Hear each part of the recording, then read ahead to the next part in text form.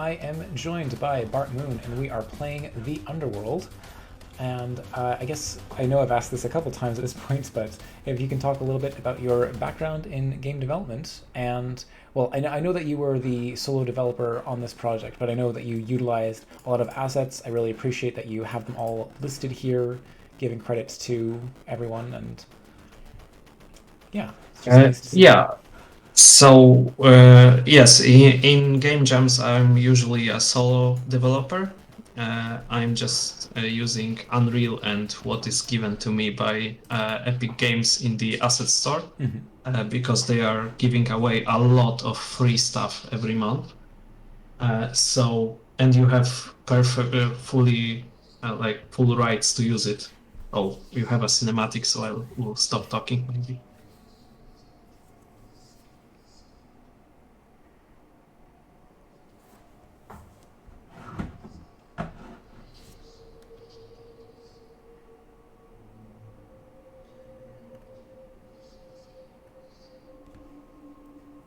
Is it the same Lich model that's the big guy as the small guy? Yes, it's the same model, but different light Yeah, in the yeah. place of the face. Yeah, so I'm usually going solo in game jams just to like try my skills and to work at my own pace, which is usually like pretty intense. And when I tried to team up, not everybody was so focused on it. Uh, but in general, in game development, I'm a QA tester. Right now, I guess QA analyst is my official title. Hmm. So that's my background. Nice. Yeah, so the Haxer 360, as you can probably see, yes, the game movement is tile based. I'm just trying to catch up to this guy here, but I think I miscalculated. Oh, I think he's going to get away from me. Okay, so I probably could have done that differently. But it seems like the other guy is further away, so I should start by grabbing the one on the left. But oh, I think I see. I think I have an idea of what I'm supposed to do.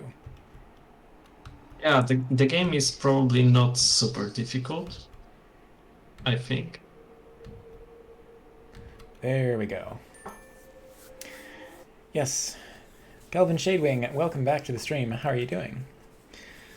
Um, yeah, I mean, I think that again, for game jam reasons, I think it's good to have like not crazy difficult and also not um, I appreciate that you have the level skip in here as well, so in case someone gets stuck, they can just move on to the Yeah, next one. it's actually the first time that I included a level skip because of like experience with game jams. I just know that sometimes the level that I think is just a tutorial for some people is the hardest level in the game, Yeah. and for some others the hardest level is just the easiest one. So in a game jam, I have like 5 or 10 minutes of people's attention to play Mm-hmm. my game. I want them to see it in full. So if they will get stuck on a puzzle, maybe they will just press the button and see the other puzzles. Maybe they will fit them better. Okay, I messed up. Um, yeah, no, I think it's a good idea because the best way to balance a puzzle game, like you can try to come into something with the absolute the best intuition of what you think is going to make a difficult puzzle, but until you get that in front of players and you start getting that feedback and being able to like get the play testing, that's going to really inform the final order that the levels go in. So for the sake of a game jam, yeah, just having the ability to level skip is really handy. Yeah, and actually in this game, the level progression, like the ordering, was the last thing that I've done. Uh, One of the last things because I just had more levels prepared. I just went through them and cut those that weren't really like interesting. Mm-hmm. the level 3 that you are playing right now on stream is actually 2 levels mashed up like together at the very end of the jump. So they were supposed to introduce this one mechanic, but just introducing it was pretty boring, and having it like played again in a similar fashion in a next level was also pretty boring because it wasn't a big twist, just a small one. So I just mashed together the introductory and the little twist level together. Right, but I'm a little concerned that like I think I understand how the little green guys are supposed to work, but I think I miscalculated again. Yeah, I did. Okay. Just tell me if you need a hint. I think it's just that like when I get to that last one, I should be going for the other guy. So when you say speed boost, like it's hang on, which one of these turns on the? I thought it was. Is there a key that turns on the tile guide? Oh, it might be broken. Okay. I found it out when actually my partner was playing that it's not working. And I have no idea why, to be honest, because it was working for the whole development and then suddenly. Oh, okay. I think I see what I was supposed to do. I think there's that one little tile poking out. I don't have a mouse cursor, otherwise I'd be poking at it. But so the speed bonus means that you just move continuously in that direction? Yes. 3 tiles instead of 1. Okay. Yeah, so I think I should be going for this guy. And then the trick is that I have to waste it by going here and then back. Yeah, that looks... Oh, no, wait. Surprise. Oh, no. Okay. Huh. Well, I'll keep trying. I mean, there's only one or two things I can really do, so at some point I've got to be able to figure this out. Because I know I have to get up to at least this part, and this is this is why knows what to do. Yeah. Well, the link is in the. I posted it earlier in the chat, so you can try the game for yourself. Try on it all. Yeah. Ay. Okay. This is why I always say like, oh, it's so nice to have an undo feature in a puzzle game, because otherwise I have to get to this part in the level because I know this is correct. I know so far I couldn't have done anything differently because these guys would escape from me. So this guy is going to... Okay, so if I press... So that wasted it. Oh, I think I still went the wrong way though. Okay, so I'm supposed to press up or down to waste it, I think? Actually, I have no idea what you just did. Oh, okay. Did you really waste the bonus without having any tile to go into? I think so, because I just... When you have the bonus, you have like the particle effect on you, right? Like you got the swirly effect. So I just pressed up, and that seems to make the bonus disappear. That shouldn't happen. But yeah, you finished it. That's it.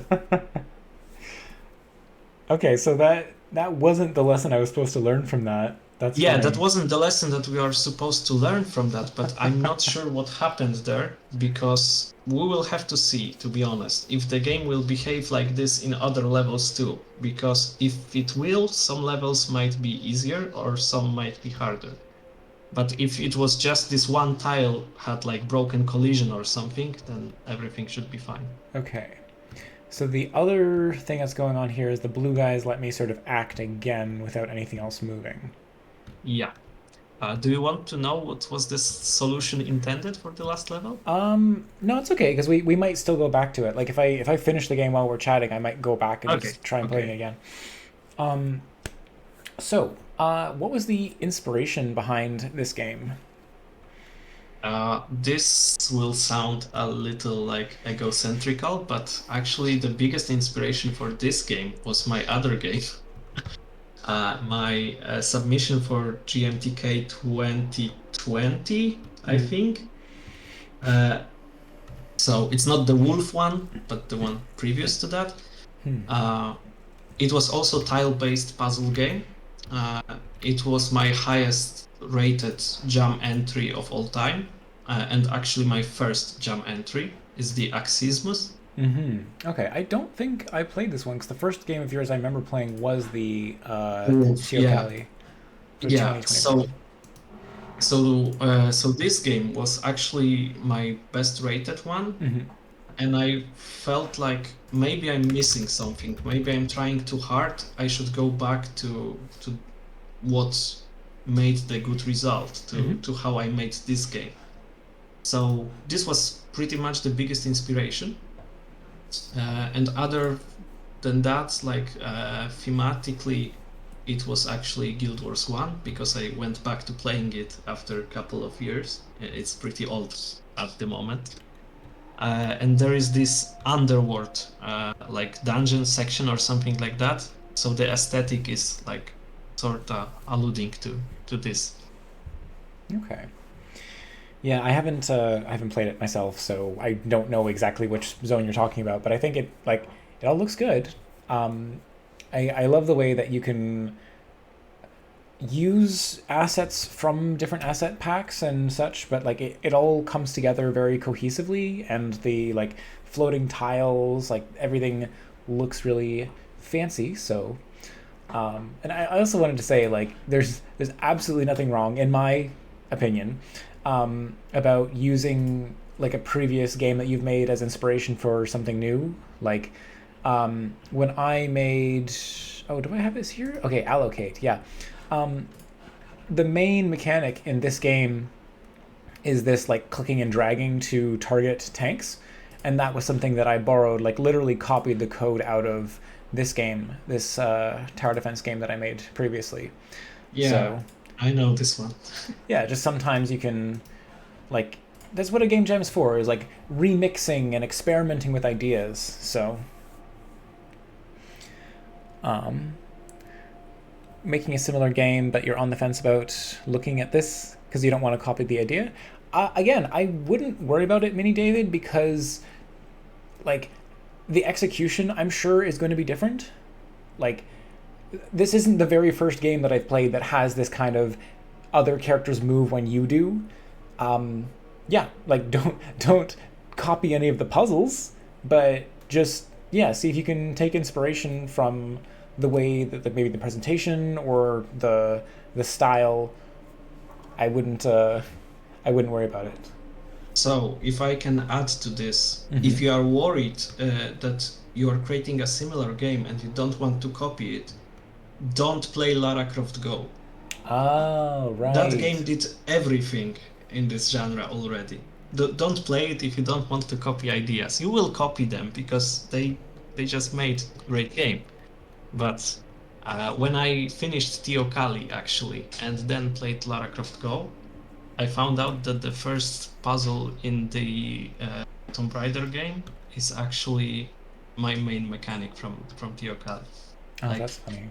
the level layout was almost the same, and I didn't play Lara Croft before, so. But a great inspiration for puzzle games for sure. Yeah, I saw there was a GMTK video that talked a little bit about how that game introduced elements and had like, I think it was part of a broader video he was doing on puzzle games in general. Yes. Yeah. That video made me play the game, actually. Sorry, that video. That video made me play the game. Gotcha. Okay. I'm always one step behind these guys on this level. I don't. Okay, so I freeze their movement. Maybe I shouldn't go for those guys? Because I'm always one step behind. Okay, so there. I get this fast guy first, and then I move 3 tiles. Oh, I'll get this speed boost. Kill this guy, and kill this guy. Okay, Nice. finally. That was tricky. Hello, Gherkin Labs. Yeah, the queue is actually not that long. Now that Mini David is here, we'll probably check out his game as well, because Yesterday I tried playing it, but had like there was some motion camera shake. I couldn't continue playing it at the time. But yeah, we also got a submission from Hackstar360, so I'm gonna make sure to bump that one up as well.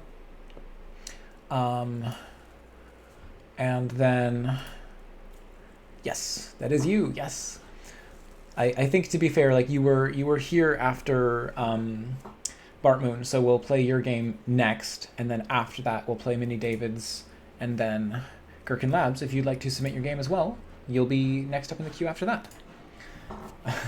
Assuming I can figure out the puzzle game here. So we pretty much covered inspiration. Do you want to talk a little bit about the development process for this game? Mm, I don't know if there is anything special to it. I just started and then like had Unreal open for sick amount of hours. I had to go to work for 8 hours on Monday and just came back to finishing the game. No real like production tricks or anything like that. Just sitting in front of the PC for a really long time. And as I said, the main inspiration was my previous game. So I tried to just emulate the way how I worked on that. Are you reusing any, like, did you use the same character controller or any of their code from No, that no, game? no, no, nothing at all. I didn't Wow. even open it because I don't want to look at the spaghetti that was present there. No, I get you. Gherkin Labs, thank you so much for the follow. If I'm not mistaken, I think that brings me to 700 followers on the channel. So, big milestone. And everyone who's here, um, you can say, I don't know. Yeah, thank you so much. I really appreciate it. Um, yeah, just gonna see if we can keep on growing and keep on talking with developers and giving feedback on games. That's the idea. This level, I'm just looking at it and it seems very daunting. Um, wow. It's easy. Come on. Okay, okay. So, what do you think was the actual like most difficult problem that you encountered during the jam, and how did you solve it? Well, wasting 7 hours on trying to make the skeletons move properly and path Oh, find. jeez. Yeah, probably the game would be much better if I literally didn't waste 7 hours. Well, saying that it was wasted is probably unfair because I learned something from it and I would probably not stumble upon the solution if I didn't. Mm. But in general, I tried to make a pathfinding script from scratch without much knowledge of programming. I'm just using blueprints and I program as much as I have to. I'm not a programmer and I don't want to be. It's just not my cup of tea. So trying to go with a tutorial and like try to make the pathfinding work on my own, trying to cut corners somewhere to like not waste time, turned out to be the biggest waste of time. And finally, I just did a system that is like regular Unreal pathfinding that doesn't take into account that it's tile based. And when the skeleton enters a tile like collision box, the tile just pulls it. So it stops the navigation and pulls it to the center. So they aren't actually programmed to walk set amount of tiles towards the target. They are just shooting for the target in a straight line, but the tiles are pulling them. Okay, interesting. Yeah, I thought I was also going to ask, like, are they actually pathfinding, or could you just put them on a fixed path? I tried on, well, I thought about putting them on a fixed path, but then I thought to myself that it will just waste more time because I wouldn't be able to quickly make levels. I need them to pathfind to quickly make levels. And actually, good levels is the thing that will win or lose the game jam. So, and fast prototyping, so I couldn't like allow it. No, that's a good point. I guess the in I don't know if Unreal has a good interface for creating paths. Um, GameMaker has a pretty simple built-in path editor, so that kind of thing would seem like relatively easy to me. But I don't know. Is there like a spline editor or anything like? Probably there is because it's Unreal. Everything is there. But I would have to know about it and know how to use it. It's not like it's something that I used before. Mhm. Maybe there is, maybe there is not. Probably there is. But right now they are using just a nav mesh that is put on the map, and the tiles are like acting weird to pull them. I mean, it works though, so Yeah, yeah. And I was mad at myself when it worked because come on, 7 hours to do a trick so simple and so hacky that could save me those hours. right. Okay, so the previous level, number six, the Fisher, ended up not being as difficult as I thought. This one is giving me a little bit more trouble, but Come on, it's the end. well, no, I mean that seems fair. That seems right. Um, so I guess like some of your other game jam projects, do you think this is just like the scope of the jam? You're done, or do you want to spend some more time on this idea? I even wrote on my HIO page that Oh, this game won't be developed further. But then I thought about creating like a Christmas Underworld. So just like putting those two games that are pretty similar to each other. Uh, okay. the mechanics are completely different, but they are uh, well. The first game was supposed to be turn-based at the beginning, but ended up not having any enemies or like moving AIs. So it would probably fit kind of good. I'm not sure. If I will ever develop this any further or like merge the two games together, I will do it as an exercise, Hmm. probably not as a game to be fully released or anything like that. Right. Yeah, I think I read your full Ludum Dare page, and then I thought that all the information was the same on the HIO page, so I didn't actually notice that. But The HIO page has more info because it's also talking about other jams. Because this game actually entered two jams at once, the Interstellar Game Jam and Ludum Dare. yeah, I saw. So I don't didn't want to include like stuff about the IGJ on Ludum Dare page. Yeah, I saw that because that's the jam hosted by Shadow the Boss, I think. Yeah, yeah, yeah. Ah, okay. This one's I. It it seems like there's a set of moves that I do that just like it has to be this way. Like I can't imagine not shooting that guy at the front, and then I Yeah. can't imagine not using this time stop guy and then grabbing this. From here though, if I go down, I go too far. If I go up, I can catch the other green guy, but I can't. Intuitively, I would want to try and grab the red guy and then shoot the blue guy. But from here, this is where the number of different moves that I could make starts to really branch out in a lot. Like there's a lot of possibility space for like what I could do, and that makes it hard to. Well, okay, it makes it hard to brute force, which is good for a puzzle because I can't just keep trying. Like, well, the last time I did this, this time I'll try this, and this time I'll try this. I need to actually think through the mechanics, but that's hard to do when I'm trying to maintain a conversation.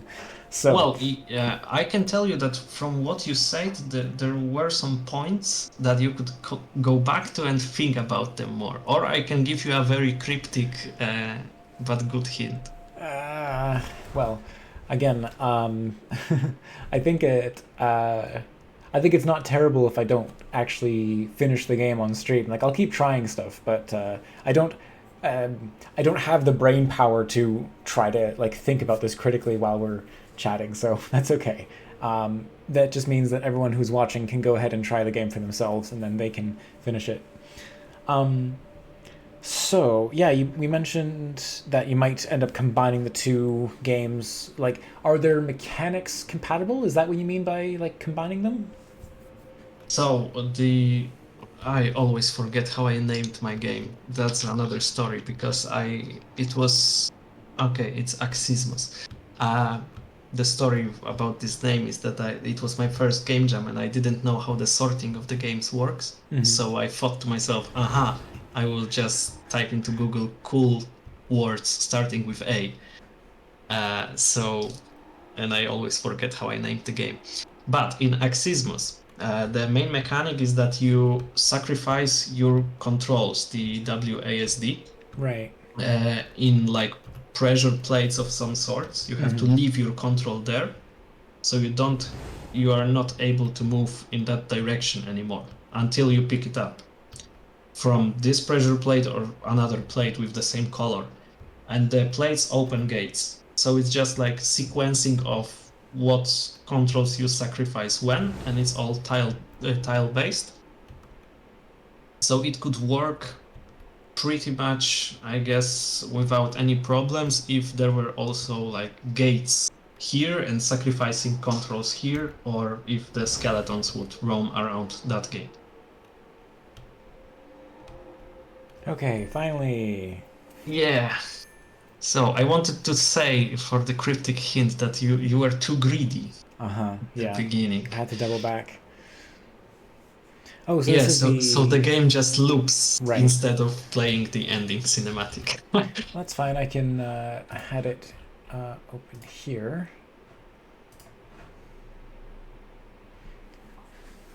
Ah, compression, come on.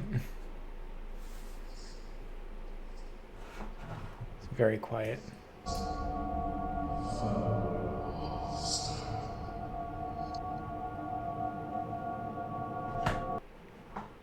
Cool. So what's the how did you get the voice in the game? It's my voice. Ah, just very Like, heavily like layered and yeah, I just edited it with Audacity. But I was actually recording the lines, and it was there were a lot of recordings to get it right. Uh, I was actually trying my best to at least sound a little British. But every time when I said the word portals, it sounded pretty bad. So the funny thing about it is like I hear a lot of British accent in YouTube videos, right? So I mm. practice it by saying, "Hi, this is Mark Brown," or "I'm Mark Brown, and this is Game Makers Talking," and just trying to emulate like Mark's accent and then like layering it in Audacity. Oh, that's funny. So what did that's actually really like I would not have expected that from just Audacity. Like did you have like some plugins or is it just No, stock Audacity. wow. So it's I can tell you how it was done. It was just a lot of pitch down. Mm. Then I think it was reverb, a little bit of reverb. Then you like make it go like backwards. So you like flip it, the audio, Yeah. apply reverb on the backside, Negative. backed audio, Yeah. and make it go forward again. This creates a pretty like ghosty effect.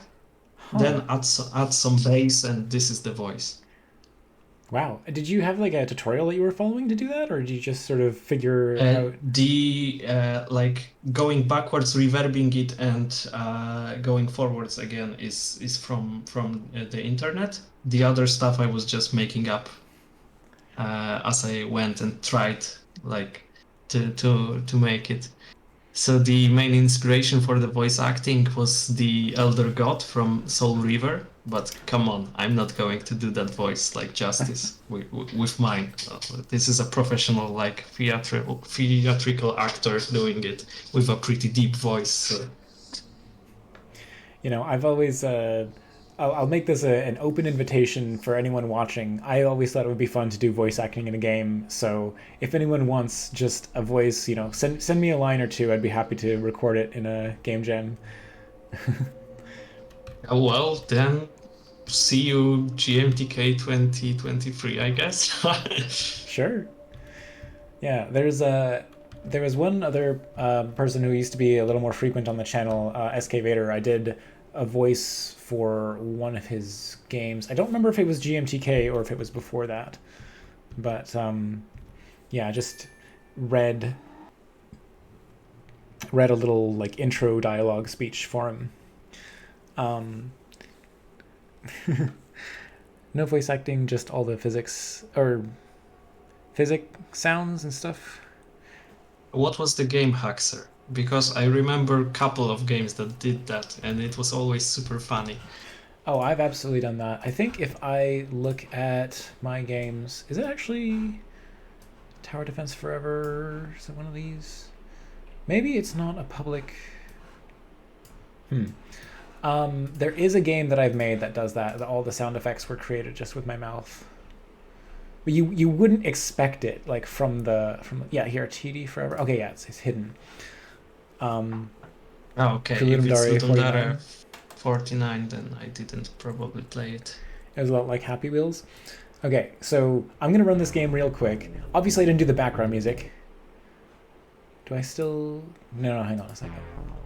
Okay, we're going to. That's interesting. Okay, even the click sounds in the UI is my voice. Okay, I'm ignoring all this. So click a tile, click. I should have read my own tutorial. Okay, new game. Okay, so enemy tanks approach from there, yes. Tap a terrain piece. Why is that not working? Okay, so maybe the game is just bugged, but anyway. All the shooting sound effects, all the explosions are just like short clips of my voice. So yeah, no stranger to doing that. Anyway, I wanted to get back to level 2 or level 3 maybe, because I wanted to see like what's the actual intended solution for that level. You can skip. Oh yeah, I forgot. I can just with N. Wait, N? Okay, there we go. Race against REM. Oh, that's fun. Anyway, so I guess we see about trying this out. Okay, so I grab this guy, then I grab that guy, and then I have to, or at least I think I do, I think I have to grab this guy. So at that point, I turn back around and I hit this guy. So everything up to this point seems like what I was supposed to do. So if I go left, I go too far. If I go right, I go too far. If you go up, you just like speedrunning tactics. Yeah, I mean, if I yeah. So that this can't be the right solution. Because if I do that, then I never catch up to the guy. He's always one tile ahead of me. So I must have to actually play the level differently from how I've been playing it up until now. But I just don't know how I would do that. Like, I can't double back and grab this guy, can I? Do I have enough time? Because now I can't catch up to that guy. Okay, so that's wrong. I'm noticing. So if I press R while my character's moving, the game doesn't actually restart. Is it disabling the character controller until you've moved a grid square? Yes. Okay. Oh, come on, hacky solutions. Yeah. Okay, so I feel like I have to do this, but then. So do I grab this guy? No, because that's also wrong.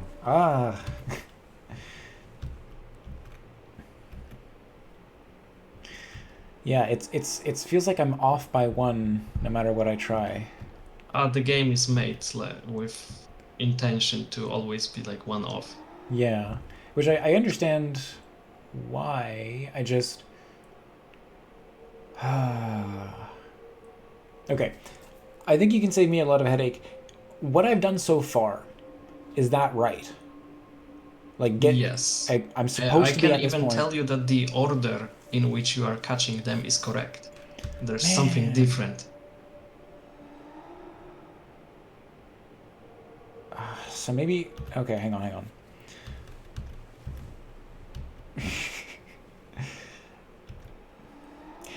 There's. There. It's. There's this weird frustration in my brain from knowing, like, I've beaten this. I've done it. I know that. Okay, it's waiting one space and then. There we go. Okay. Yeah, so it's just sort of like wasting a turn just to grab that. Yeah. Yes. See that, and that's the kind of, like, sort of level of thinking that my brain is like not engaged with. So yeah, sorry, Haxer 360, if you had seen that solution coming a while ago. That's just kind of it's kind of where I end up on these streams because I can't engage my brain at a certain level if I want to still chat with the guests. So sorry if you're just like watching your screen shouting like, "Come on, it's so obvious." But you know, like Mark Brown would call it a revelation. Ah, yeah. All right. Well, thank you so much for submitting your Thank game. you. Thanks for coming on and chatting with me about it.